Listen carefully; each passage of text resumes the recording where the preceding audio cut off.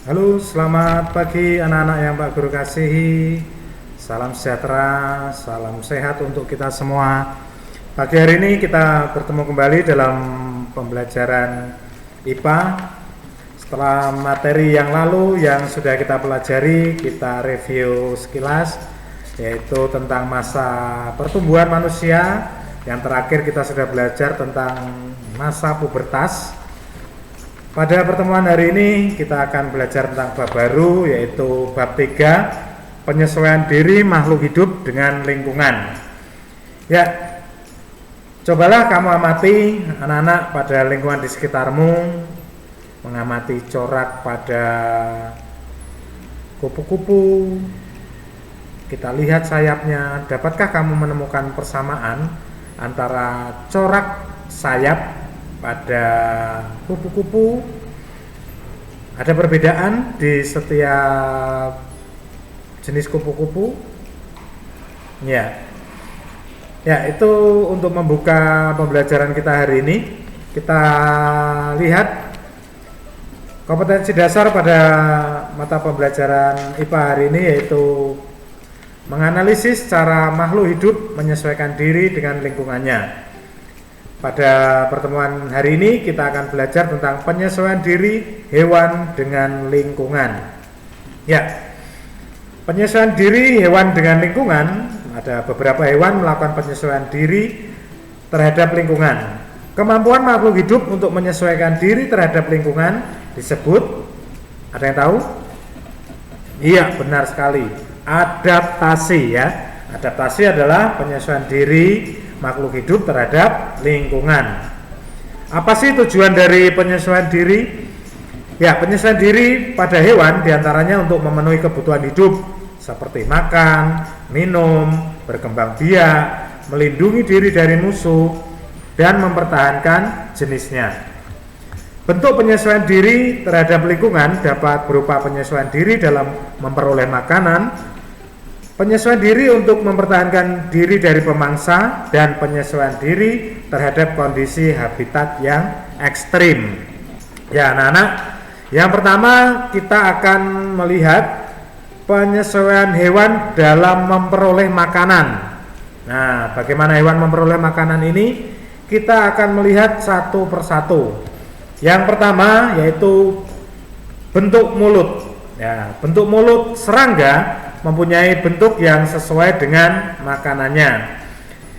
Yang pertama, bentuk mulut yang pertama yaitu mulut penjilat. Ya, mulut penjilat kita lihat pada kupu-kupu. Kita lihat video pembelajaran di bawah ini bagaimana fungsi dari mulut penjilat pada kupu-kupu.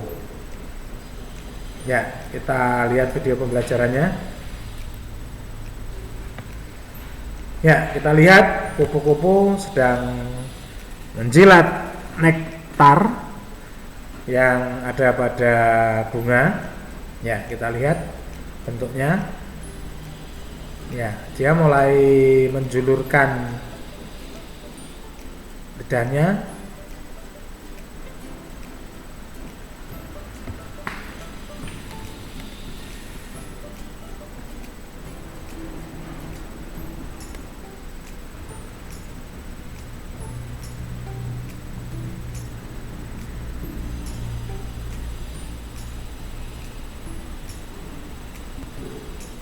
Ya, dia berpindah dari satu bunga ke bunga yang lain.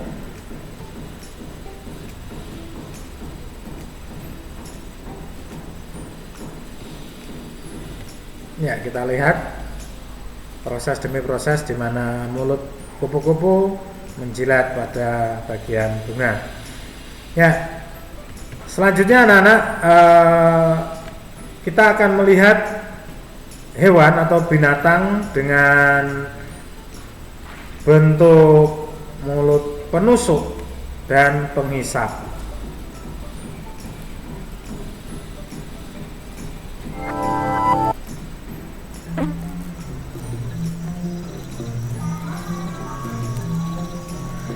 Ya, kita lihat pada binatang nyamuk. Kita saksikan dengan seksama video pembelajaran tentang bagaimana bentuk mulut nyamuk dan or fungsinya. makes more of us sick.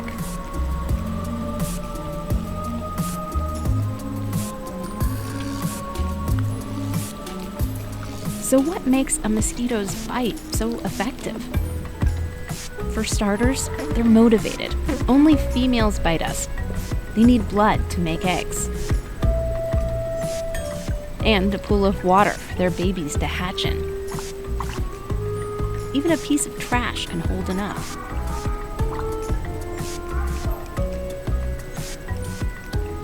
Making her proboscis into us. Ya, kita But the lihat tools she's using here si are nyamuk sensitive. mulai First, a protective sheath menusukkan for traps. See it bending mulutnya back? If you look at a pada mosquito's head under a microscope, you can see what that sheath protects. And inside, kulit there are manusia. 6 needles. Ini prosesnya kita lihat. Teeth. She uses those to saw through the skin. Ya, melalui pori-pori. They're so sharp, you can barely feel her pushing. Kemudian dia These mulai other two needles pull the menghisap. tissues apart while she works. From under the skin, you can see her probing, looking for a blood vessel. Nah, itu prosesnya menghisap ke pembuluh darah. Receptors on the tip of one of her other needles pick up on chemicals that our blood vessels exude naturally and guide her to it. Then she uses this same needle like a straw. As her gut fills up, she separates water from the blood and squeezes it out. See that drop? That frees up space to stuff herself with more nutritious red blood cells. With another needle, she spits chemicals into us. They get our blood flowing more easily and give us itchy welts afterwards. And sometimes, before she pries herself away, she leaves a parting gift in her saliva. Ya, itu tadi kita sudah lihat nyamuk. Sekarang kita lihat yang ketiga, yaitu hewan dengan mulut penggigit dan pengunyah. Kita lihat contohnya yaitu belalang yang kita siapkan daun. Kita lihat proses belalang memakan daun pada video pembelajaran berikut. Mari kita saksikan bersama-sama.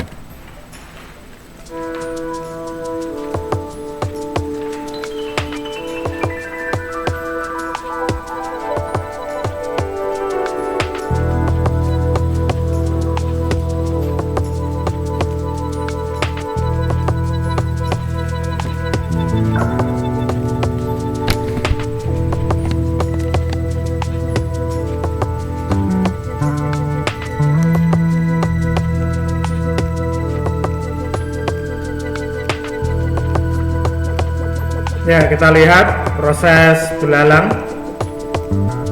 dalam memakan daun. Ya, dimulai dari pinggir, dia makan, dia gigit, kemudian mengunyahnya.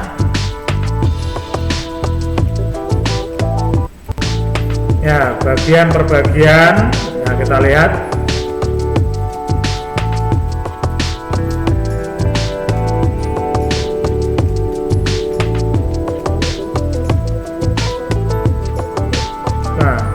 Satu daun hanya membutuhkan waktu sebentar nih untuk menghabiskan.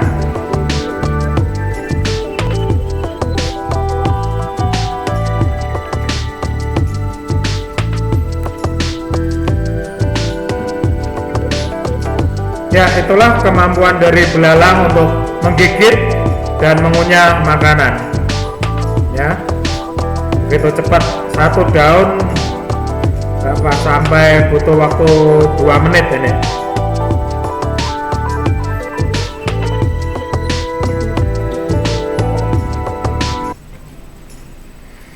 Ya, berikutnya anak-anak, setelah kita belajar tentang bentuk mulut, kita akan belajar tentang bentuk paruh burung. Yang pertama kita mau lihat pada burung pemakan nektar. Kolibri atau hummingbird adalah burung terkecil di dunia yang juga penerbang yang ulung dengan kepakan sayap yang sangat cepat. Beberapa spesies kolibri dapat mengepakkan sayap mereka hingga 100 kali per detik. Karena kolibri terbang sangat cepat, maka ia butuh makan dalam jumlah yang banyak untuk mendapatkan energi yang besar. Seekor kolibri membutuhkan asupan makanan yang berkalori tinggi, seperti nektar atau intisari bunga. Tidak seperti yang kita ketahui, kolibri ternyata bukan menghisap, melainkan menjilat madu melalui paruhnya. Lidah bercabang kolibri membuat gerakan menjilat sekitar 13 hingga 15 kali per detik.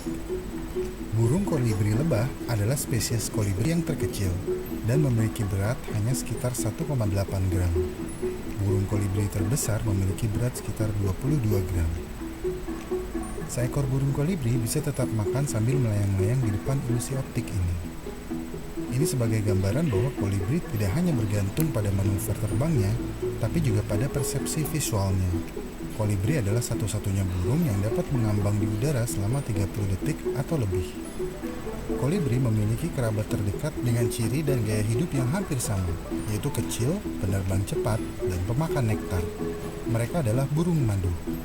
Kolibri adalah burung endemik Amerika Utara dan Amerika Selatan.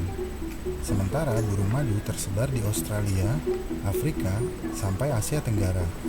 Karena proses evolusi konvergen, burung kolibri dan burung madu sekilas terlihat sama, tapi mereka bukan dari famili yang sama. Kolibri. Ya, selanjutnya anak-anak kita akan melihat pada burung pemakan biji-bijian. Kalau tadi kita lihat video tentang kolibri, kita lihat tentang kakak tua yang bagaimana caranya, prosesnya dia dengan bentuk paruhnya untuk memakan biji-bijian.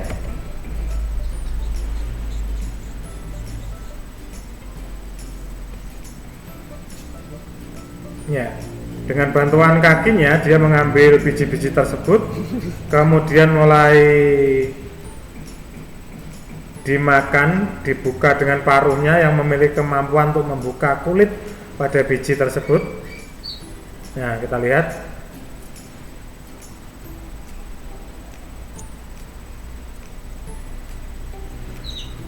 Nah, kita lihat contoh ini sedang memakan kuaci burung kakatoanya ya. Tuh, pinter tuh dia. Ini ya, dia pandai tuh buka kuaci, dilihat, dan pandai satu-satu diambilnya.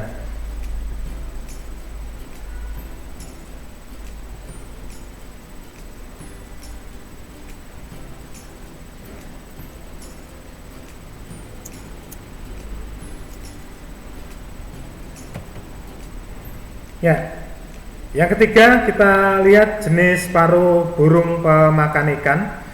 Kita ambil contoh di sini yaitu burung pelikan ya. Kita perhatikan bersama-sama video pembelajaran tentang burung pelikan di bawah ini.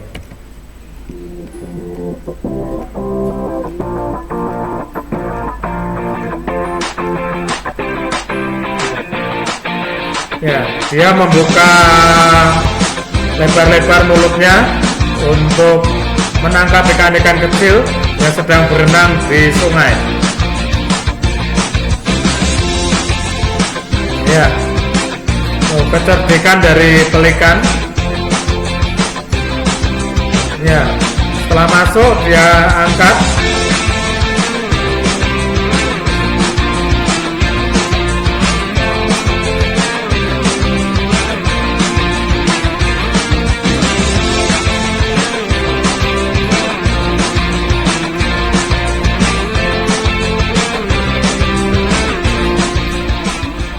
Ya, itulah kemampuan burung pelikan pemakan ikan yang luar biasa cerdik menurut Pak Guru. Dia membuka begitu lebar mulutnya di dalam air sungai tadi. Dia menjebak ikan-ikan kecil masuk ke dalam mulutnya. Ya, selanjutnya yang keempat kita mau lihat tentang burung pemakan daging. Di sini kita ambil contoh burung elang ya. Halo teman-teman pecinta satwa. Elang merupakan burung pemangsa yang sangat mengagumkan. Mereka punya tubuh yang besar, tenaga kuat, kaki dan cakar yang tajam, paruh bengkok, dan pandangan mata terbaik di dalam dunia hewan. Elang biasanya berburu mangsa dengan cara mengintai mereka dari udara atau tempat yang tinggi. Ketika sudah menentukan mangsa, maka mereka akan segera meluncur ke bawah dan menangkap mangsa itu. Biasanya elang akan memakan mangsanya di tempat, tapi tak jarang mereka menyimpan mangsa di sarangnya, karena elang bisa menangkap mangsa besar yang tak dimakan habis dan menyimpannya sebagai cadangan makanan. Elang punya banyak mangsa, mulai dari kelinci, tikus, ikan, unggas, burung kecil, kambing, dan bahkan kura-kura. Untuk mangsa lain, elang menggunakan teknik yang biasa mereka lakukan saat berburu. Menangkap mangsa, membawanya ke udara, dan lalu membunuhnya dengan cakar dan paruh tajamnya. Dalam video ini, aku akan membahas teknik spesial elang dalam memangsa kura-kura. Dengan tekniknya itu, Ya, itu tadi anak-anak sudah kita lihat beberapa materi kita tentang bentuk mulut dan bentuk paruh pada hewan sesuai dengan makanannya. Pada pertemuan berikutnya anak-anak kita akan belajar tentang bentuk atau jenis kaki, kemudian bentuk gigi, kemudian beberapa penyesuaian hewan untuk mempertahankan diri terhadap lingkungan dalam menghadapi kondisi lingkungan di sekitar kehidupannya. Ya, untuk latihan tugas IPA pada hari ini, yang pertama, jelaskan pengamatanmu pada video hewan bermulut penghisap. Kalian jelaskan bentuknya seperti apa, ya, untuk menjawab pertanyaan pertama. Yang kedua, jelaskan pengamatanmu pada video hewan bermulut penggigit dan pengunyah. Ya, kalian amati video yang hewan bermulut penggigit dan pengunyah tadi, kemudian kalian tuliskan hasil pengamatan kalian. Yang ketiga, apa perbedaan bentuk paruh burung pemakan biji dan burung pemakan nektar atau madu? Kalian jelaskan bentuknya dan perbedaannya. Yang keempat, jelaskan bentuk paruh hewan pemakan ikan. Terakhir, jelaskan bentuk paruh hewan pemakan daging. Selamat mengerjakan latihan tugas ini. Jangan tunda pekerjaanmu, kerjakan tepat waktu. Salam untuk keluarga di rumah, tetap jaga kesehatan. Tuhan memberkati kita semua.